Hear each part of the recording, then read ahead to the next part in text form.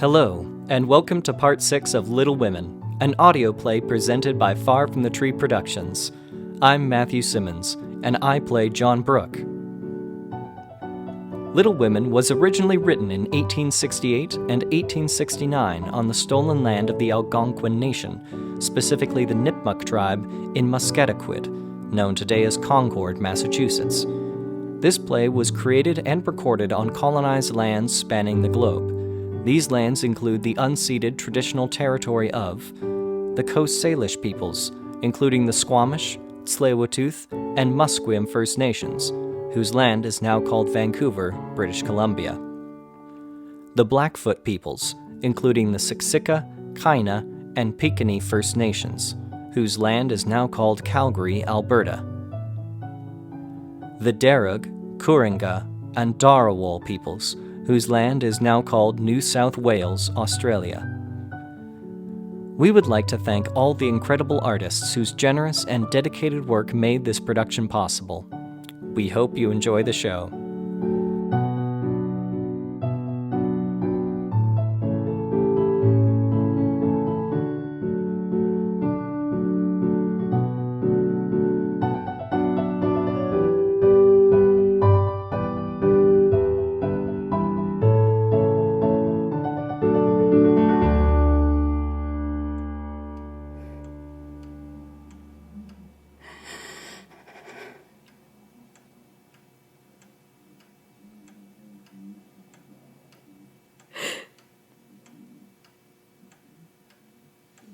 Amy? Oh, Laurie! Laurie, I knew you would come. I came the minute I heard. I wish I could say something to comfort you, but I can only feel. You needn't say anything. This comforts me. Beth is well and happy, and I mustn't wish for her back. I dread going home as much as I long to see them all.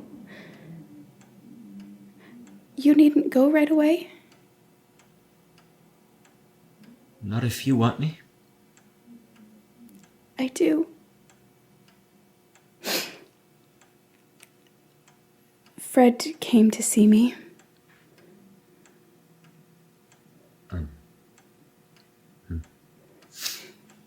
He did? Yes.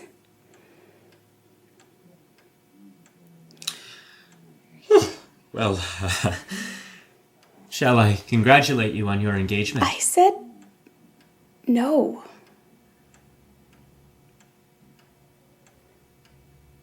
You did? I couldn't marry a man I didn't love.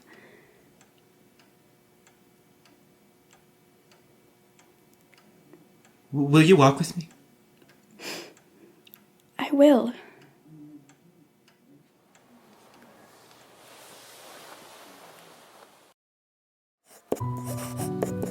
It feels strange to write this in the midst of the darkness, but I have joyful news. Laurie and I are engaged. I love him dearly, and I could not be more happy with anyone else. I worry what Jo will think, and I hope she will be happy for me in this. Laurie and I will be coming home soon. I wish to see you all, for I miss you so much. Ever yours, Amy.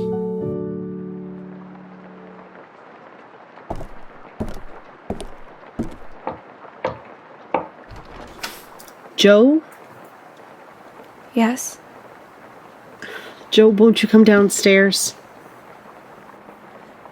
I'd rather be alone. I have some news from Amy. She and Laurie are engaged. Engaged?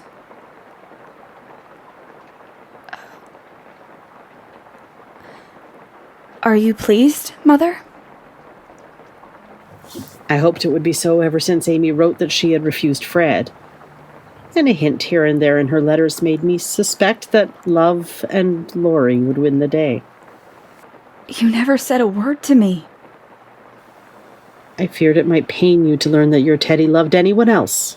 Do you really think I could be so silly and selfish after I'd refused him? I knew you were sincere then.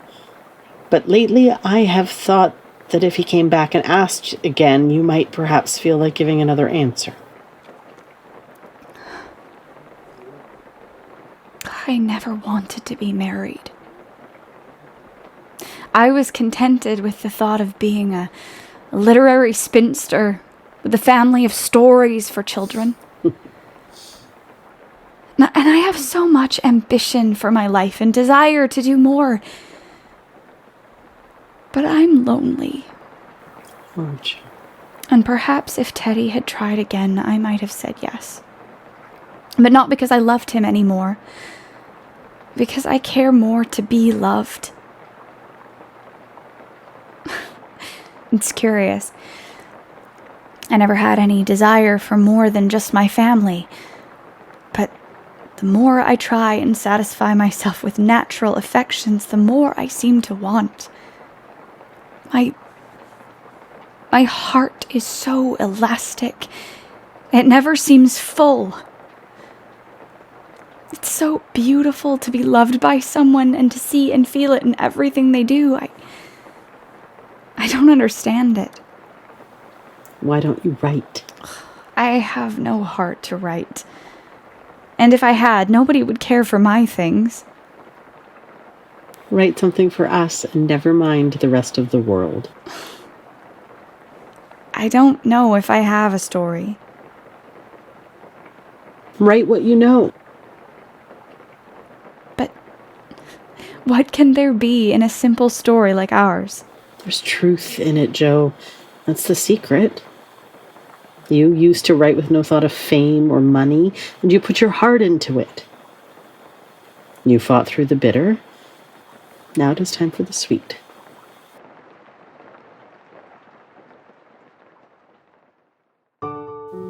After I left, Jo put on her ink-stained writing jacket and shoved her thick hair into her cap and began to write page after page, night and day. I would leave trays of food for her at the top of the stairs so as not to disturb her. And when that story was finished, we all agreed that it was the best she had ever written.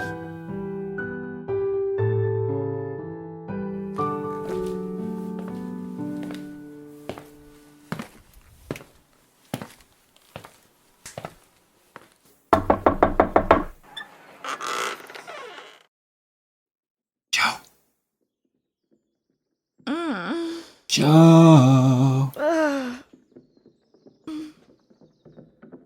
Teddy? Oh, my Teddy! Dear Jo. You are glad to see me then? Glad. Words can't express my gladness. Where's Amy? Your mother has got her down at Meg's. We stopped there by the way, and it was no getting my wife out of their clutches. Your what? Oh, no. Now I've done it. You've gone and got married? Yes! But I never will again. Actually married? Very much so. Mercy on us, what dreadful thing will you do next?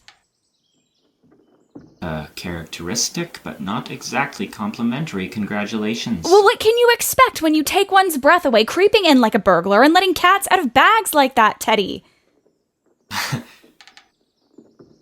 It sounds good to hear you say Teddy. No one ever calls me that but you. Well, what does Amy call you?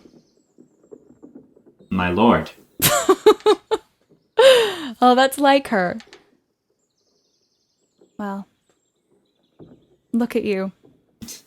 Don't I look like a grown married man? Not a bit. You're the same scapegrace as ever. You really ought to treat me with some more respect. Well, how can I when the mere idea of you married and settled is so irresistibly funny? Now, you spoiled your story by beginning it at the end. Start it right and tell me how it all happened. Well, I did it to please Amy. A fib number one. Amy did it to please you.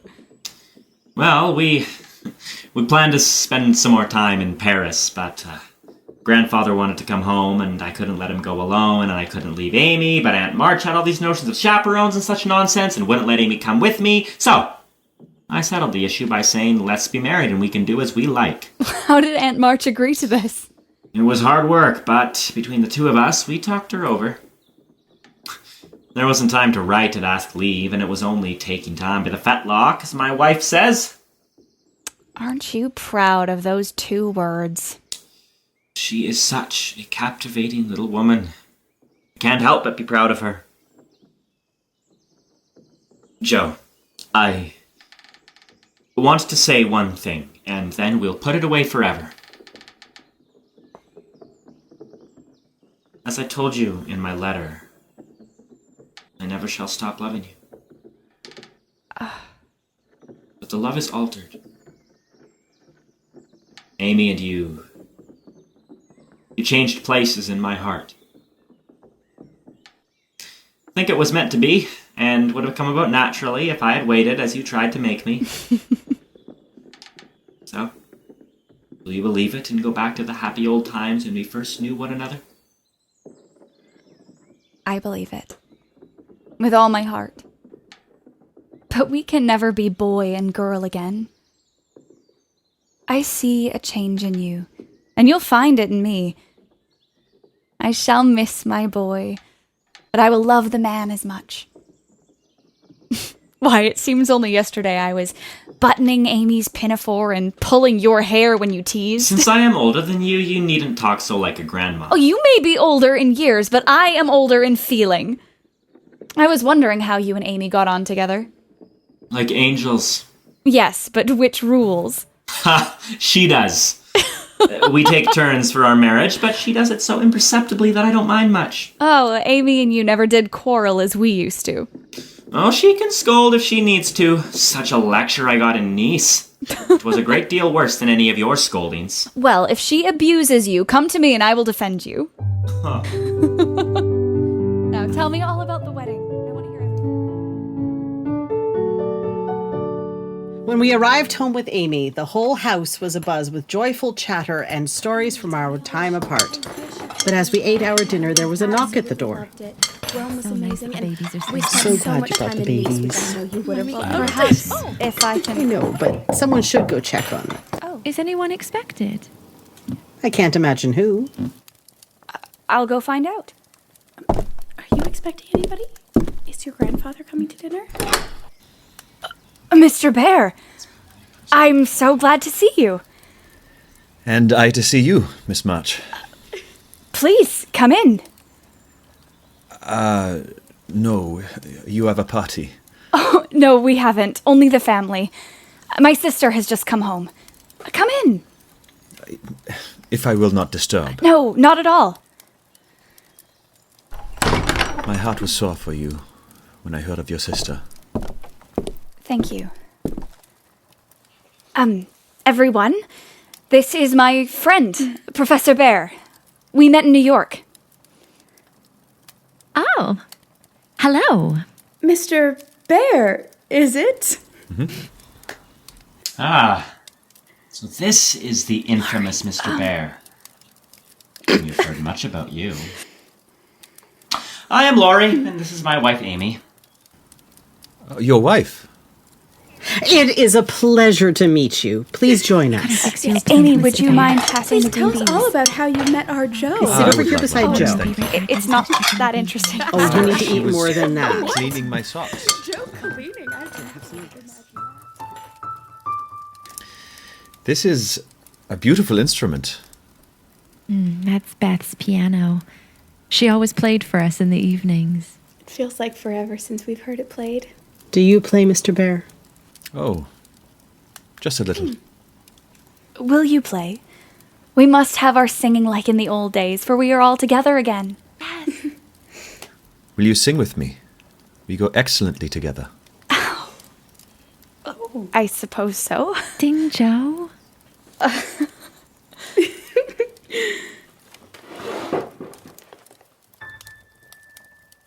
Knowst thou the land where citron apples bloom, and oranges like gold in the leafy gloom? A gentle wind from deep blue heaven blows,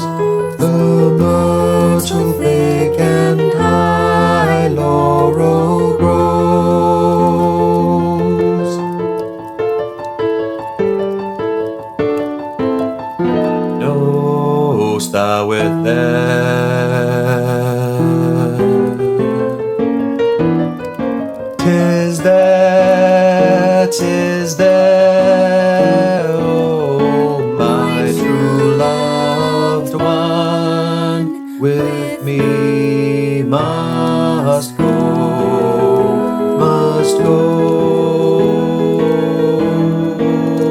My true loved one, my true loved one must go. Thou with me must go, must go, must go, must go, must go.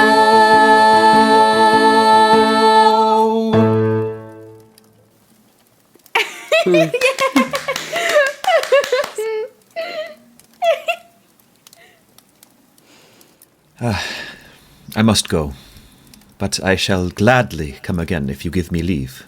For a little business in the city will keep me here some days. Yes, please do. I will walk you out. Good night. Good night. Good night, Mr. Bear. She didn't say how handsome he was. My dear, that man intends to marry our Joe. For the weeks to come, you could often find Jo making excuses to walk into town. And though she never would admit it, it was clear it was for the sole purpose of running into Mr. Bear. For a fortnight, the professor came and went with great regularity. But when he stayed away for 3 whole days, Jo became pensive and then very cross. I should think he would have come and bid us goodbye like a gentleman. Mother? Mother, do you want anything from town? I've got to run in and get some paper.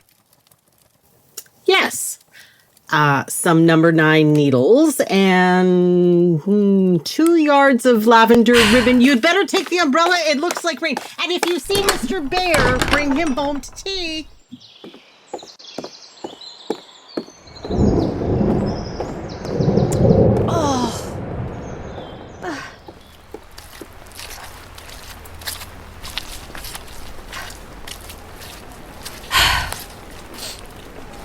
Oh, I beg pardon, ma'am.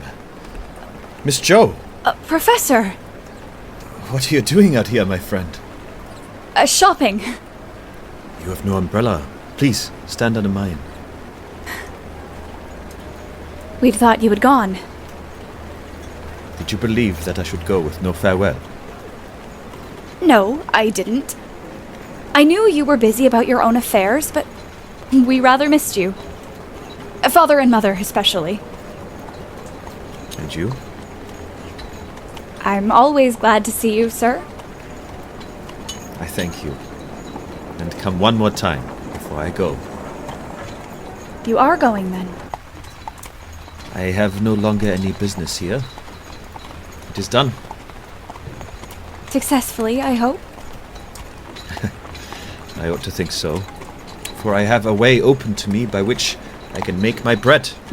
Will you tell me? My friends find for me a place in a college where I teach as at home. For this I should be grateful. Should I not? Indeed, you should.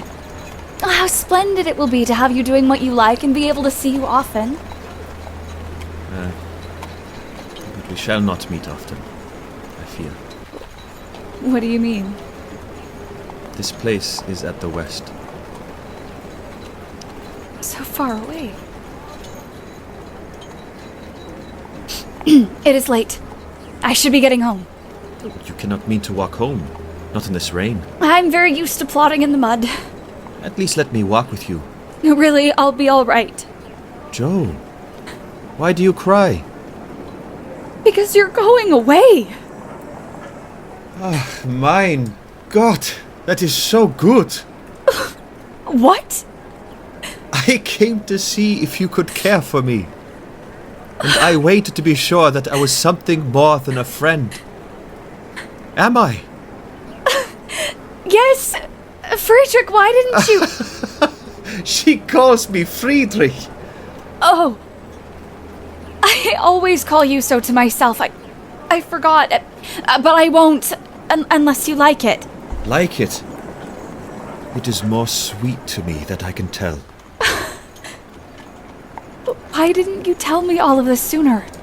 I I had a wish to tell something the day I said goodbye in New York, but I thought the handsome friend was your betrothed.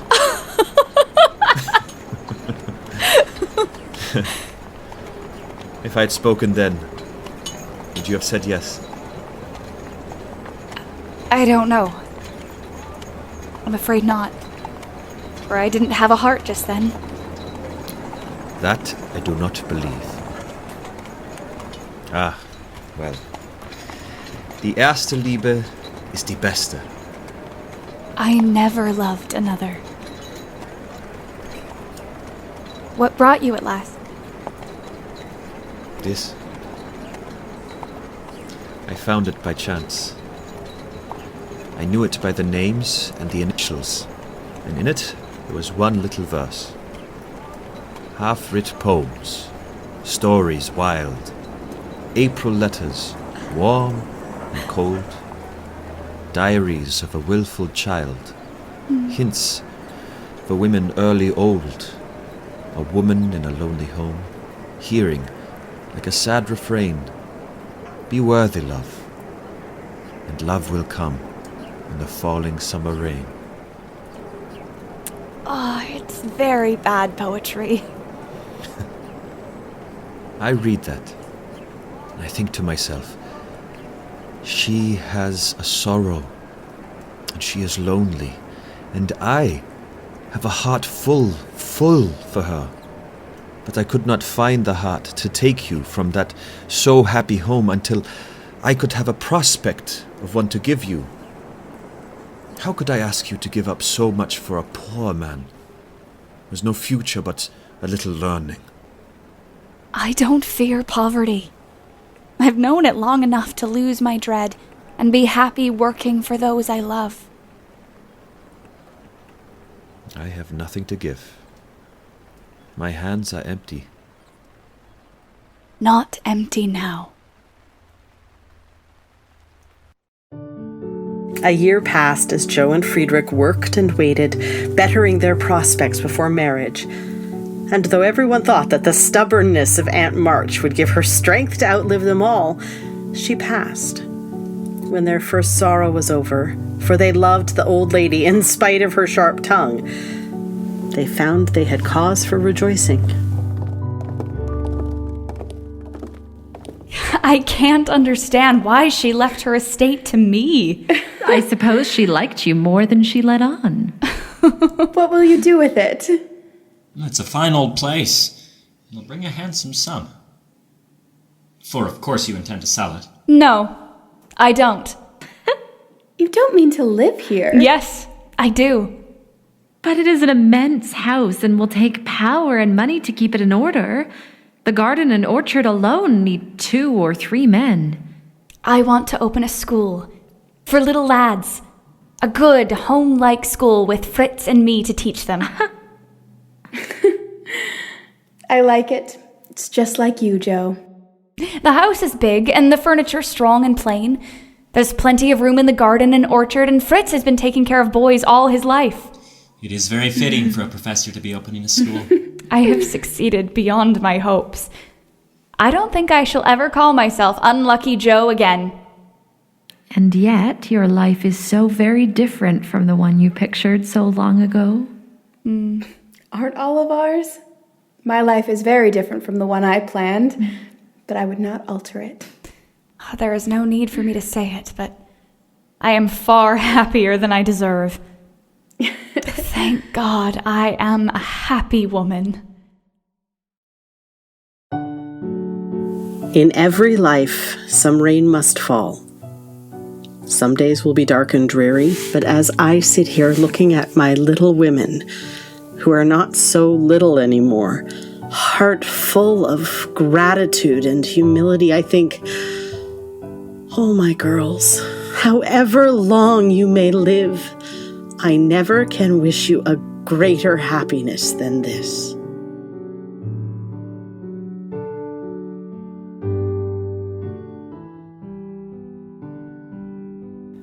Thank you for listening to the 6th and final part of Little Women. For more information about Far From the Tree Productions, or to leave a donation, You can visit our website at www.farfromthetreeproductions.com. Subscribe to our newsletter for updates on future projects, or you can follow us on Instagram at Far From The Tree Productions. Until next time.